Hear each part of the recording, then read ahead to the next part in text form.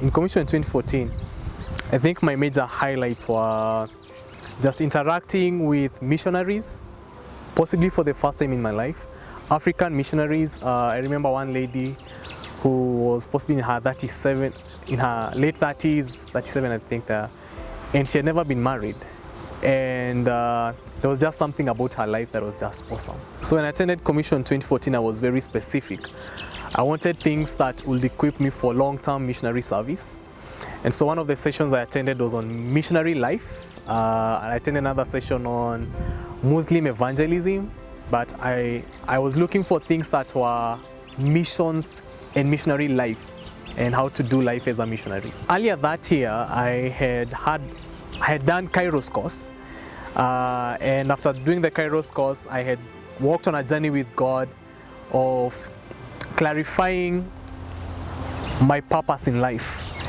And by the time I was attending Commission conference, I was battling with whether or not to fully say yes to long-term service as a missionary.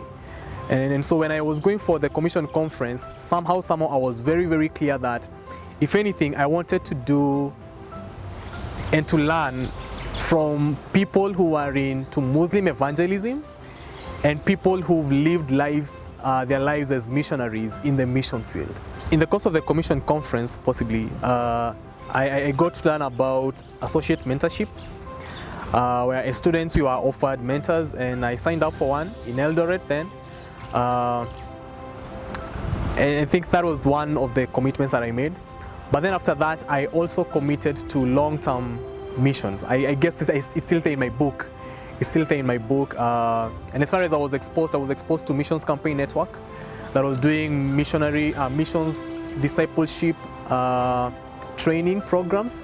And so one of the things I committed to was joining them after college for a 7 weeks program, which turned into a 1-year program, and the rest is history. For me, I would say Commission Conference was the place where I clarified my calling. Interacting with missionaries was huge for me. Getting to see their lives and how they were living their lives, and just their utter, we speak of being fully reckless abandonment to the cause of Jesus Christ. That was huge for me. And then I think thinking about them and seeing their lives, I fully wanted what they had. They had Jesus. And it was, you could feel it in their talk. You could feel it as they spoke. They had Jesus. But something else happened during the Commission conference that the Lord stamped my calling in a very clear way. I knew during the commissioning service on the last day that God actually had his hands on me, and there was no turning back. I knew. And so that was such a huge event in my life, because from then I knew there will be no turning back. And since then I went ahead telling everybody. I told my parents, I told my church, I told my friends in college. I became a celibate. And everybody knew that Kevin was headed for missions, and there was no turning back. Since Commission 2014, I think I've been a man on mission.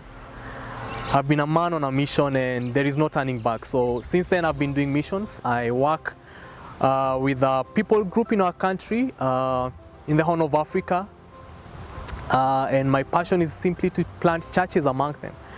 My passion is to see Jesus Christ loved. I speak of this, Jesus Christ known, loved, and cherished